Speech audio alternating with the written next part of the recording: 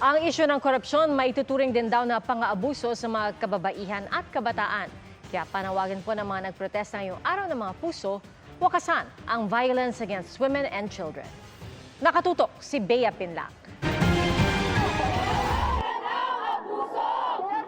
Sa kabila ng panakanakang pag-ulan,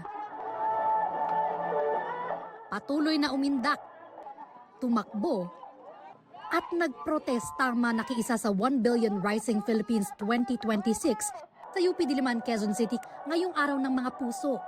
Ang panawagan nila, wakasan ang karahasan sa kababaihan at kabataan. This year, nililink namin yung corruption sa continuing na violence against women and young girls. Kasi napakalaking pondo yung winawaldas na pwede sanang nilaan para sa serbisyo para sa mga kababaihang biktima ng pang-aabuso at karahasan. Sa datos ng Philippine Statistics Authority, isa sa 4 na kababaihan ang nakararanas ng pang-aabuso mula sa kanilang partner. Halos 7,000 kaso ng violence against women and children of VAUC ang naitala sa Pilipinas mula Agosto hanggang Nobyembre 2025. Tip of the iceberg pa lang yan kasi 8 out of 10 ang hindi nagre-report dahil dun sa kultura pa rin ng victim shaming, victim blaming at yung impunity ba na kumbaga kapag nagsumbong, nagkaso, halos walang nananagot.